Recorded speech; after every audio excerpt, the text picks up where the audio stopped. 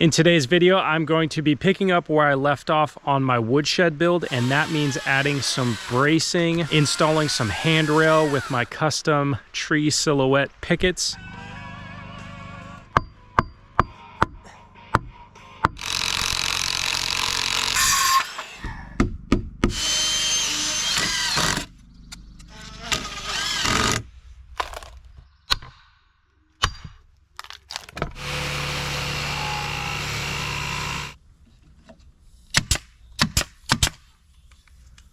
I spoke a little prematurely in last week's video when I said the next step was going to be roofing. I changed plans because I want to shore up the base of the woodshed, make sure everything is secure, it's very stable, so that when I'm working on the roof, I'm working on a stable surface. And I also need some more time to gather roofing materials. That's a good cedar. Yeah. Nice.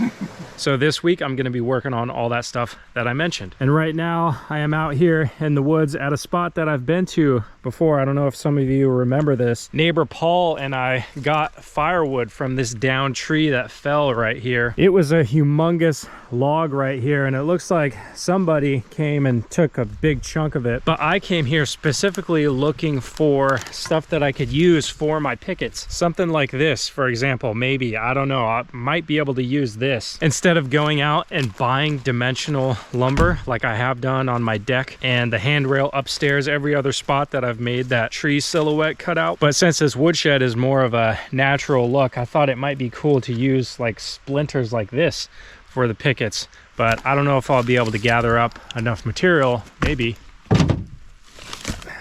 Too short.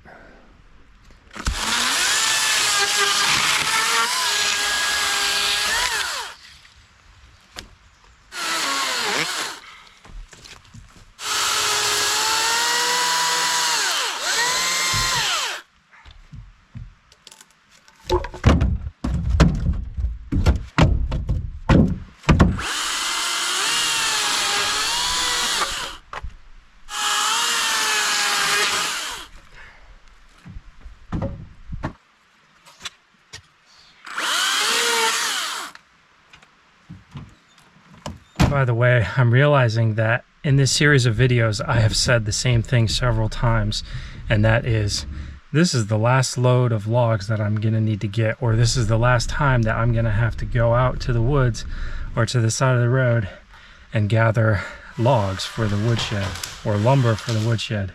And I keep being incorrect about that, so I guess I'll just say, when it's done, it's done.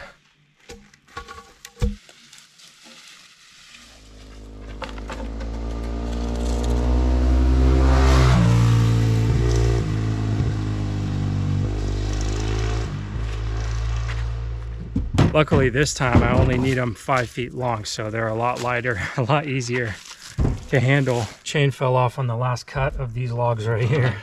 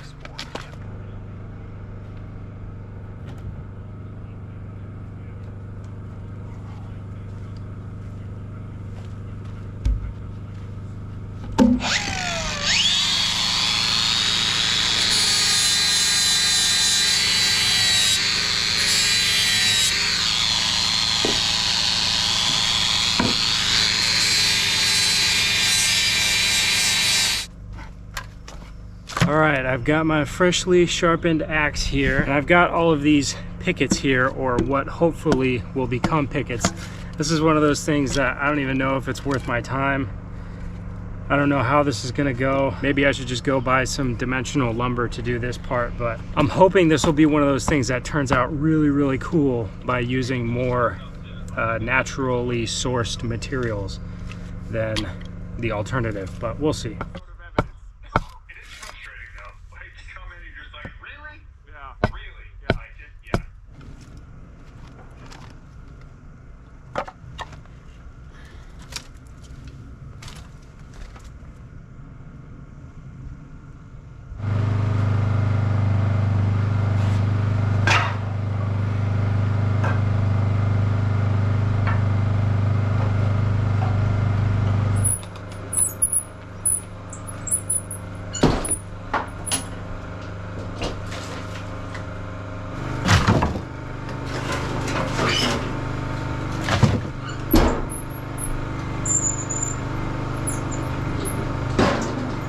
All right, everybody. Wow, that was a lot of just super tedious work over the last 24 hours. But now I've got the tops and bottoms of the handrail, and inside the garage, I've got all of the pickets for the handrail. Oh, and you may have seen this in the background. Check out all this free lumber that I got. One of my neighbors was tearing apart his old exterior deck, and he's got these 16-foot long deck boards that he was just gonna throw away. So I got them for free.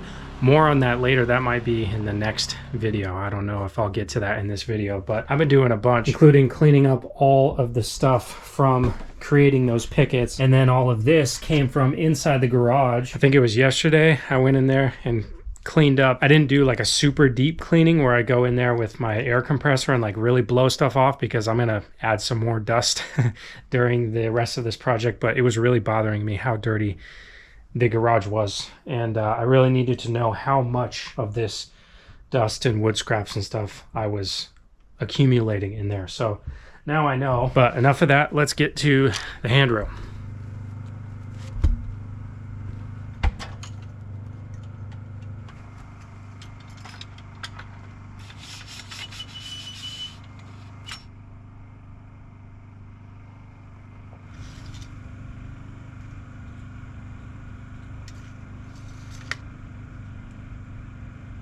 Now I've determined where the bottom and the top of the handrail is going to go on that post.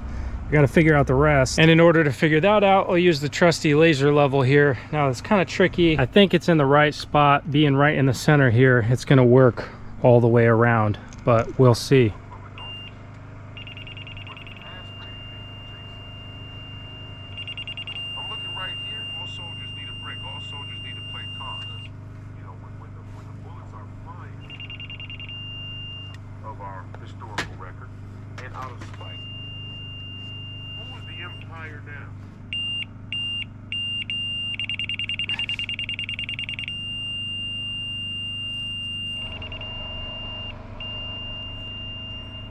All right, last night I finished making my Sharpie marks on these posts where the top and bottom handrail are gonna go. So I'm gonna try and make these cuts, chisel them out, and put in the handrail before it starts raining.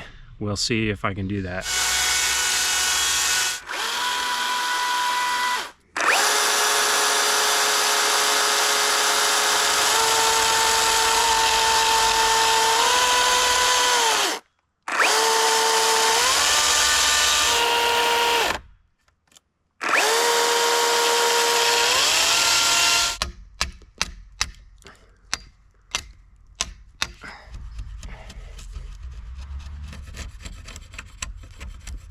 All right, well, that's the first one, and hopefully it's the ugliest. I definitely went way too deep with the chainsaw going that way. It's really difficult to gauge how deep to go because I don't really have anything to square off of here. So I'll just try and improve on these next ones and not go so deep. Just line the chain up with this line here. Don't go so deep, and then chisel the rest out. But I got a lot more of these to do, so plenty of practice.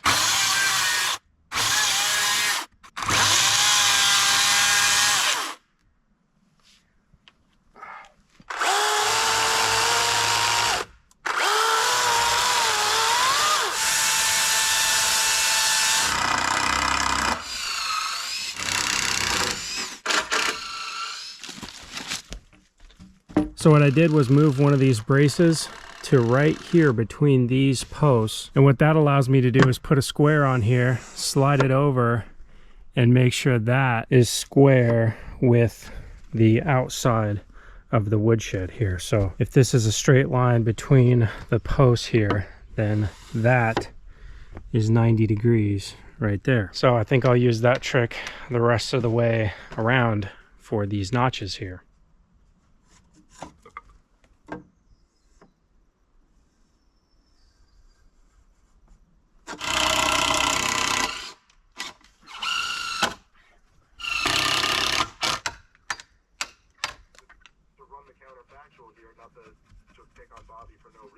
Told you both privately, I'd like to say publicly, I'm a huge fan of the show. And what did I tell you? I don't remember. Hey, if that guy can't come through, give me 24 hours, we'll get that money going. Around Hayden, there was calm, right? No, there was just, Hayden took more caution in coming on than calm, and he lost time. Yeah, no, like, you can't. It's like, you're like, like, I think the old, you know, I think he's going to be up there. He's good. I mean...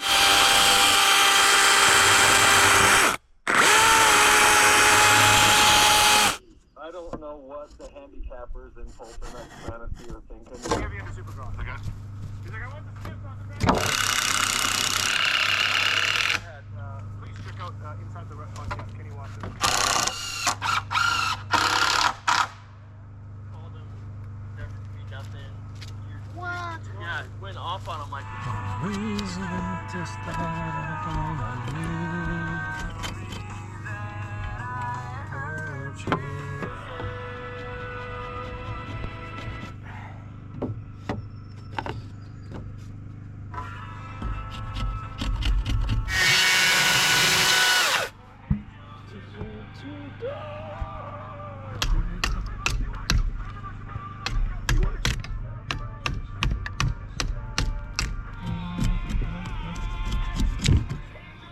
All right, finally finished all those notches. What a crazy day. The weather keeps changing on me. It rains and then the sun comes out, but here's all these notches.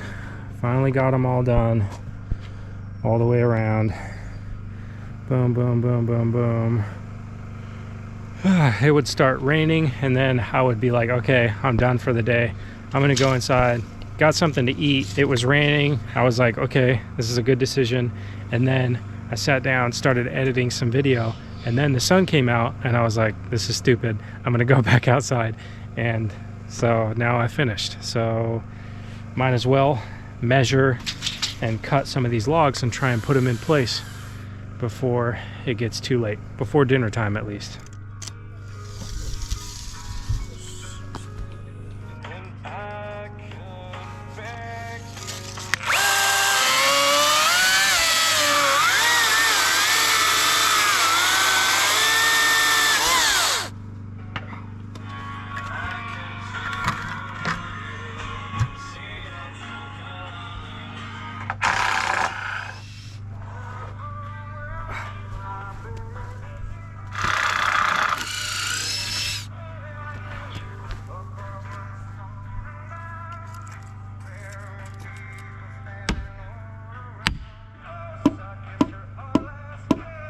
All right, so it's been a few days since I was out here putting in this bottom log for the handrail on this side here. And you may have noticed the chainsaw was super duper dull and I made a terrible cut. More on the reasons behind that later on in the video, but I am here now. I've got my chain freshly sharpened. I took yesterday and this morning to just do a self-care and tool care day where I cleaned things up, reorganized, assessed what I needed to do to finish this part of the project and just kind of get my mind and stuff in order. Now I'm back. It's a beautiful weather day. I just came back from a trail run. I got a fresh haircut, face trim. I was looking pretty raggedy the last few days because I was just go, go, go. Not really focusing on taking care of myself, but I'm feeling good and I'm ready to get back to work making some fresh, accurate cuts.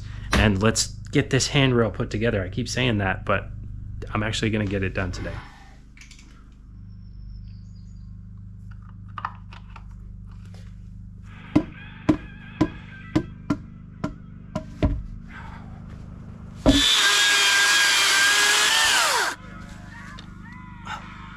Much better.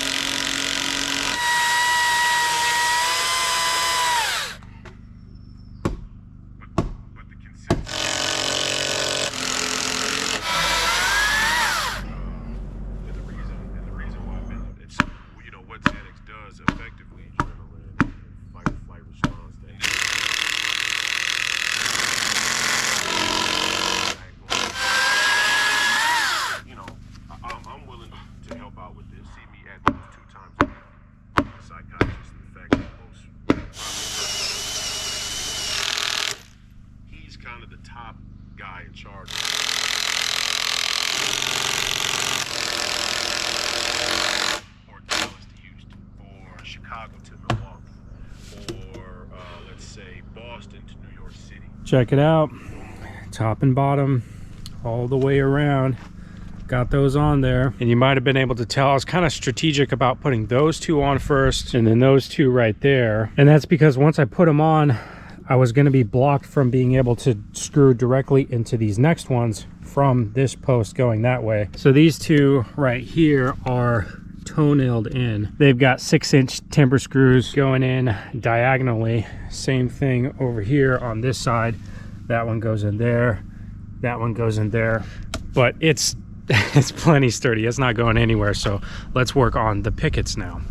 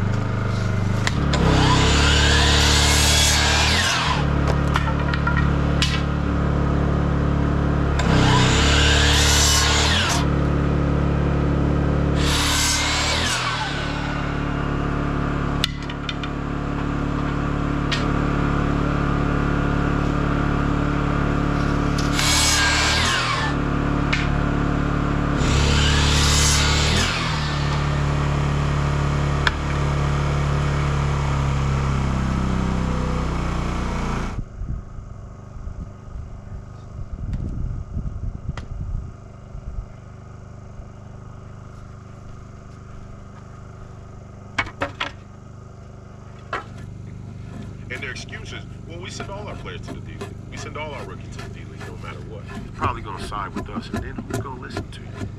Gambling. Emotional and psychological detachment. He knew what we were talking about. He knew exactly what you're saying we should do, or what these doctors are saying we should do. Okay? I report to the D League. Me and Kevin Love get matched up one-on-one, and I basically just drive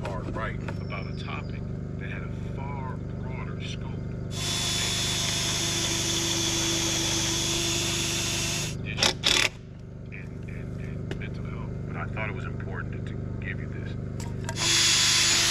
Health, wellness, their own existence, the internet,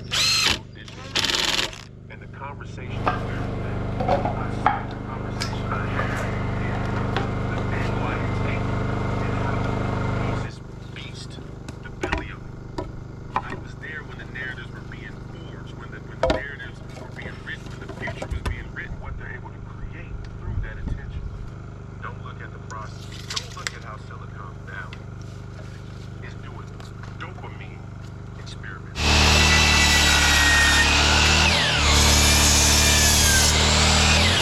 Well, I just spent a bunch of time doing something that I'm not even going to use anymore. I screwed in this piece right here on the bottom and the top because that's the way I did the handrail over there. That's what holds the pickets onto the top and bottom rails here. But because of the roundness of these logs, you end up seeing this sharp cut here, which looks, I don't like it.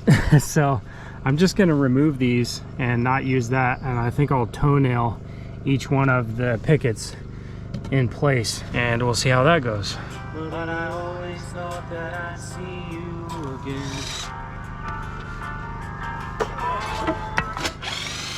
Back turns towards the pieces home.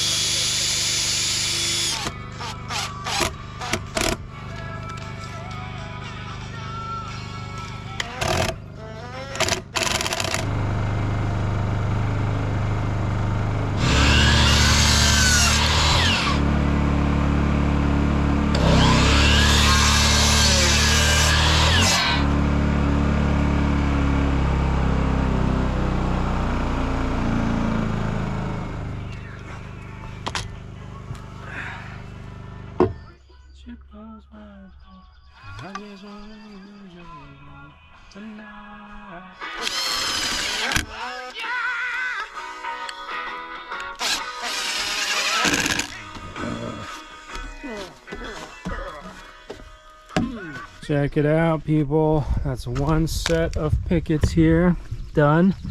Now I've got 1, 2, 3 more to go. This is taking a very long time.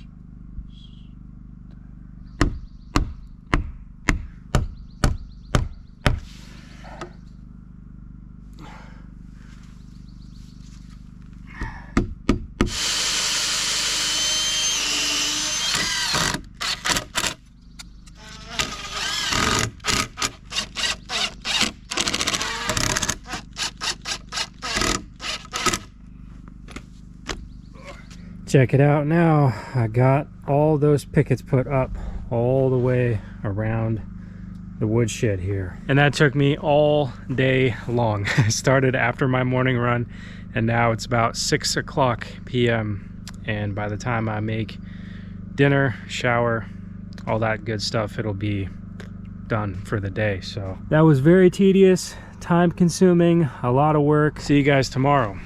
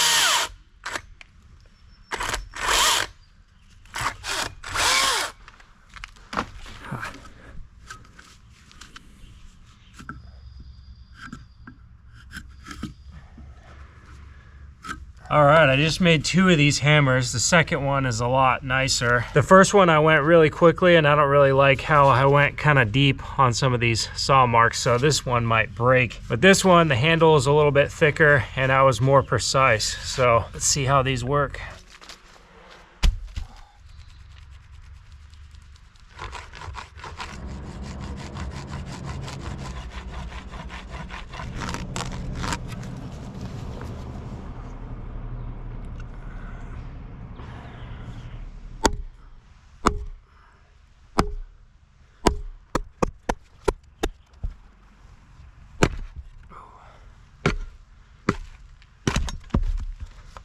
Pretty good.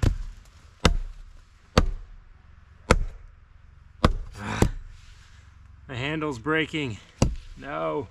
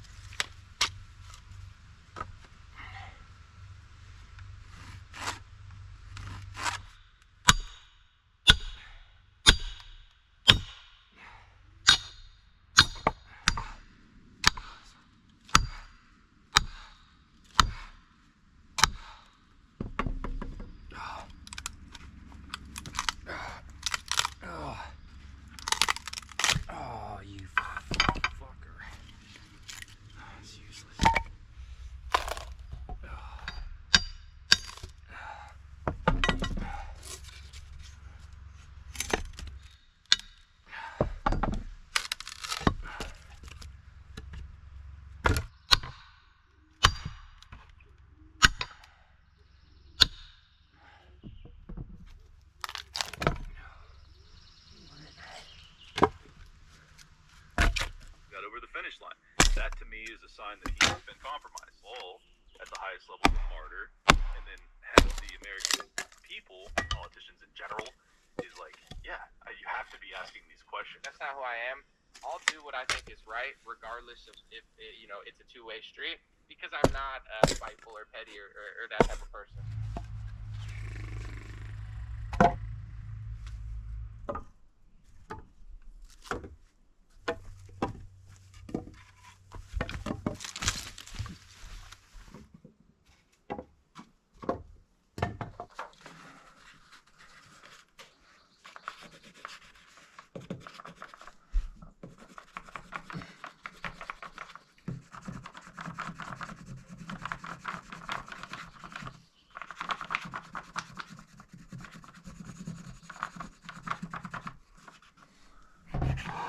Oh my gosh. Arms. Arms are so tired. Oh, that's one way to do it. Don't know if you can see that. That was not my intention, but I used it 2 pages thick, and this one left like a impression.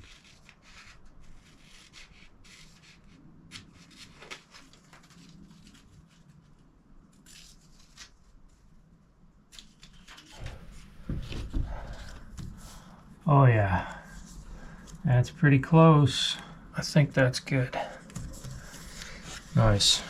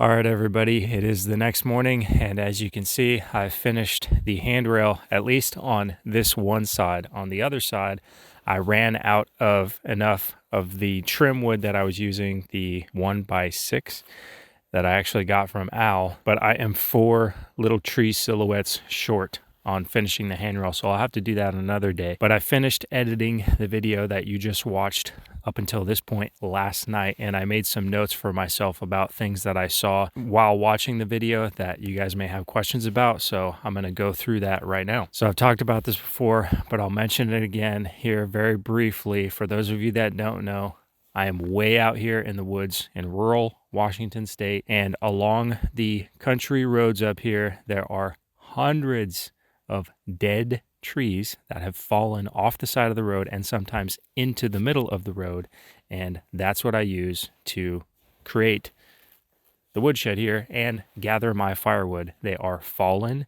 dead trees that are going to rot, and I have had 4 service trucks drive right by me as I'm gathering this wood for firewood, for logs. It's a normal thing. It's pretty well accepted up here as long as you're not going into the forest and cutting down live trees to use. That's very frowned upon. Doing what I'm doing with dead trees, while on paper it may be like, hey, you're not supposed to do that, and I'm not advocating for knowingly breaking the law. Most people, I'm not going to say all people, but most people are like, yeah, whatever, do your thing. So this week, many of the things that it took to do what I did in this video was a lot of really tedious, time-consuming work, like debarking all of the logs for the top and bottom rails here. That took a very, very long time, but I skipped through it really quickly. So that's one of those things where it's like the magic of video editing. You didn't see just how long it took for me to debark all those. Same thing goes with trimming the pickets. I didn't share much footage of me actually like trimming them down to what you see right now, but it was a lot of, sitting there with the axe hours upon hours upon hours, making them pretty and like chiseling so that when I put everything together, it sits relatively flat. There are some bumps and stuff, and if you were here in person, you would see like it's kind of wobbly, but it looks good wobbly, I guess. I don't know. But it took a bunch of chiseling and like leveling and a lot of tedious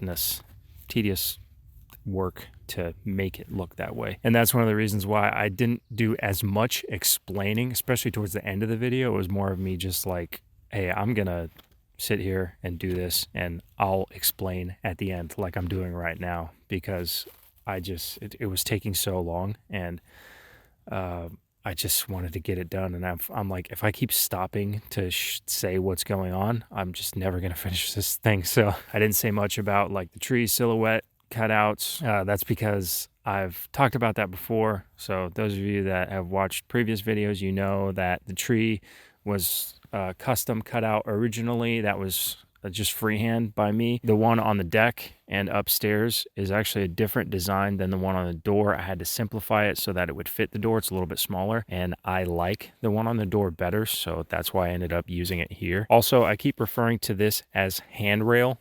I don't know. That's what I call it, top and bottom rails of the handrail. It's not really like, this is going to be a woodshed, so eventually this is going to be filled with wood, and you're not really going to be able to do this. So it's not really handrail, but right now it's handrail. But that's what I call the handrail on the deck over there. So that's why I keep calling it that, because I don't know what else to call it. So the way that I determined how deep to go on the notches on each one of these posts is that when the notch was done, I wanted to still have a good thick post left over. So I'll show you some footage right now. These center posts, they are still, like if I were to continue that notch all the way up and like all the way around, there would still be a solid at least 6x6 post standing there.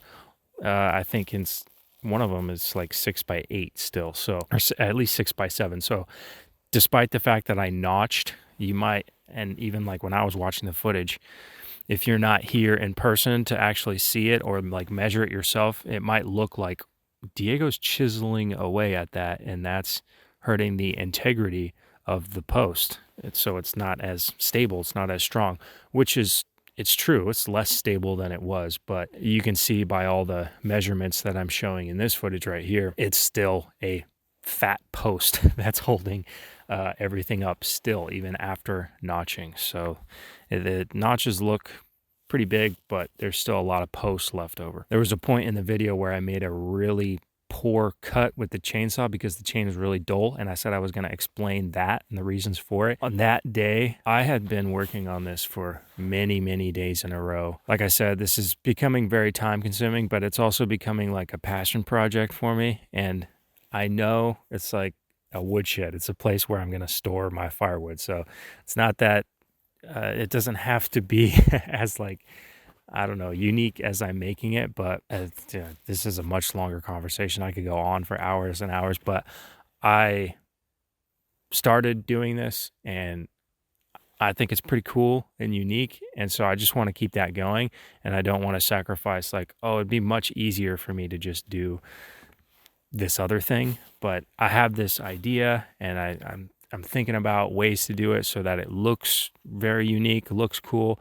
And it's something that I'm going to be like super duper proud of. There's no step in the process where I'm going to be like, I wish I would have taken more time to, as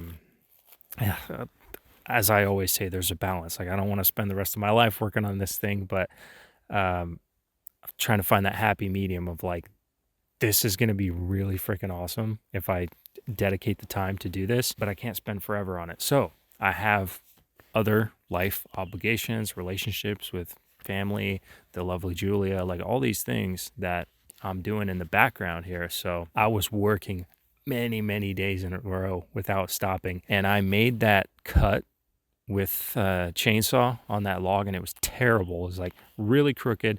The chain was so dull because I hadn't sharpened it in several days. That's when I had to hit the pause button, and I was like, okay, you need to stop for multiple reasons, because you know that your chain is super dull. You need to like stop and take the time to do that, but you haven't hit the pause button because you're so like, go, gotta get this done, gotta get it done on time, that you are in danger of making a mistake, like a stupid mistake. Like, it's one thing to make a mistake and not know it, but you reach a point where you're like fatigued enough and you become really dumb. Like, I think all of you know what I'm talking about, where you work really hard and you're just like dumb. Like, at the end of a long, hard, physically demanding or mentally demanding day, you just get dumb. Like, you used up all your brain cells, and it doesn't matter like how well you fueled yourself with food and electrolytes, you just get dumb and you need to rest.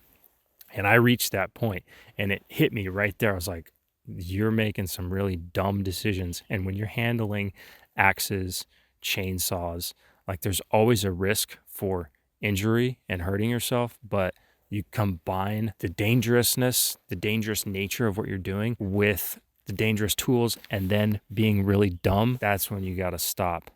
And so I hit the pause button, and I spent the next day going to town, figuring out a supply list, going over inventory of tools. I needed some more timber screws. I needed to figure out some lumber stuff for the roof, which is going to come up eventually. So I just took a day to clean, to rest my body, to give myself a haircut, face trim, and just like think and take care of myself, take a breather. Because yes, I make my own schedule, but I often just don't take days off. Like, I go until my body says, hey, you have to stop now, because I don't take, like, it's not like, it's the weekend, so I'm going to chill. There are those times when I do that, when it's like, it fits what's going on in my life, but most of the time I just go until I can't go anymore, and my body just says like, hey, you have to stop or else you're gonna hurt yourself. So something that I think a lot of you know when it comes to the nature of what I'm doing here, working with the round wood, it's a lot more difficult to work with round wood as opposed to square, flat, smooth, dimensional lumber that's like, it's 1.5 inches wide all the way down this piece of lumber or it's, you know, a 2x6 is like very uniform. But here everything is very unique. So I'm using straight dimensional wood principles, like when I'm putting things together, like when I'm making those notches. That's why I use the laser level to like try and make everything the same. But all the logs, they start off thick on one end and they go skinnier on the opposite end. So it's very, very difficult. If you would have been here to see me put these pickets in when I very first started, it'd be like, this is so, it looks bad because he's got like a skinny picket right here next to a thick one here. And like the gaps are all, this gap is different than this gap is different than this gap. But what's important is the space between them. Like it's 6 inches. Now that these pieces, these little shakes that I made are on there, now you can see each one is 6 inches apart. And that's because it was made that way. It was designed that way because I was like, okay, eventually there's going to be a thing on top of this and eventually it's going to make sense. But in the middle of it, it was like, oh my gosh, is this even going to, I was very doubtful that I was going to be happy with the end result. But I personally, I think it turned out good. I'm happy with it. I was like, how am I going to figure out this tree picket silhouette with all this random like crazy not straight wood? And then it hit me like, oh, you don't need to cut out like you have everywhere else. Just do what you did on the door, cut out the tree by itself and then attach it to something. So that's what I did. And you can see on the original plans that I drew up, I was always gonna use round logs like this, but then in other places like the rafters and then the handrail, I was just going to do what I did over there, make it a lot easier on myself. So the plans have straight dimensional lumber on them, but it's still going to end up looking very similar to those plans. It's just, again, applying those straight lumber principles to all this random like stuff that I'm finding in the woods. And for those of you who are paying close attention to all my videos, yes, that was the same spot where I got my roadside firewood, that giant tree that I cut a round of and now I use as my chopping block over there. That was the same spot where I went. I had that tree in mind. I was like, oh, that, I thought I was going to use the big one, but I ended up using the small one. I think it's hemlock that I used for these right here, and that was great practice using Al's fro to make those. So that was a preview for you guys of seeing me use the fro, and it was practice for me to use the fro because I had never used one before. But I'm going to be using it coming up here for the roof because the plan right now, actually today, in a couple hours, I'm going to be going to neighbor Al's and we are going to look at a downed cedar tree. I think at the top broke out a long time ago. There's actually footage of it because in an old video I did when Al and I were walking around his property, we saw this cedar tree and that's been in my mind for a while. And I know that Al has a fro. So I was like, man, I'll ask Al if I could make cedar shakes out of that down tree. And he said yes, but it's going to be difficult to get it out of there. We'll see how it goes. You guys will see that happen soon. I don't know if it's going to be next week. I might need more time. It's going to take a long time. If I end up doing it, there's got to be enough of the tree to make the shingles. So I got to figure that out, which is going to be difficult to do because how do you calculate like, oh yeah, I can get 5 shingles out of here, 6 shingles. It's going to be difficult to calculate, but I'll try my best. The metal roof might still end up happening. There might not be enough of this cedar, or maybe I'll have to find it somewhere else, or maybe I won't be able to find it somewhere else. But that's something that I am not going to take from the forest, even if it was sitting off the side of the road, because Western red cedars, especially in this area, they're like sacred. And that's like a different, if it was on the side of the road and somebody else took it, I would apply the same philosophy that I explained with all this other stuff. I'd be like, hey man, it's gonna rot, might as well use it to make something beautiful, make a canoe out of it like the Native Americans would have, or just a totem pole or something. Like I think it's awesome to utilize the natural resources like people did for hundreds of years. Like these woods belong to whatever now, but I think it belongs to everybody, but that's a much longer story. But Western red cedars are very like sacred, and that's another level of like something you got to be very sensitive about. But this is on Al's property, so he owns the tree and he's giving me permission to use it. So I cussed in this video, and I cuss all the time. Not all the time. I've been doing a pretty good job. The lovely Julia has helped me out with that. Not that she's like, hey, don't say bad words, but she doesn't. Like, I've heard her cuss like a couple times. So she's been a positive influence on me. In like polite society, I don't think people should curse all the time, but there's a time and a place. And I was really tired, and I had beaten on that log for a long time. That's another thing that took a very long time. That whatever it was, I think it's hemlock that I used to create these. That was, I mean, I was pounding on it, and I was really, my forearms were like about to explode, and I had gotten all the way through, and that thing split, and that shingle was garbage. And you know, sometimes that specific shake, oh, you fucker. I mean, there's no other words to say sometimes. And so I was editing that part. I was like, I should cut that out. And then I played it back. I was like, no, fuck that shingle, dude. I busted my ass to make that, and then it broke at the last second. And yeah, so I said, drop the fuck bomb there and left it in, because that's real. That's what actually happened. So sometimes I edit out me cussing because it's like, that was gratuitous and unnecessary. And it's not necessary to keep that in, but that one was. And that's it, folks. It's been a while since I did that. Did a little, well, I mean, last week I did a very short talking. I barely talked at the end, but this one had a lot of details. And then I used to say like a little, you know, this is what I learned. This is the life lesson that I learned while filming this video. Haven't done that in a while. So that was a big one that I talked about like slowing down. That's enough talking. Appreciate you guys checking out this video. Hopefully next week will be me doing something with cedar shakes, but we'll see how long it takes to do that. If I don't get to that, there's still a lot more to do to get things prepared. I want to add some more bracing because it's pretty stable going this way. If I push on it, it barely budges. I mean, it still shakes a little bit, but I could add some diagonal bracing here, diagonal bracing over here, and that would make it really stout. But by the time I put the purlins on going this way, that is going to, by the end of this, that thing is hopefully not going to move. I mean, if I push on it, it'll just be locked in place.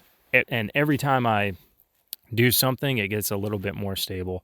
So there's still a lot more to be done on this. Everybody's got something to say like, hey, shouldn't do that. Wait till you see what's coming up next. Like, judge it when it's all done. Not saying you can't judge it now. Like, share your opinions, but some of it's like, dude, it's not done yet. So anyways, appreciate you guys checking this one out, and I'll see you on the next one. Bye.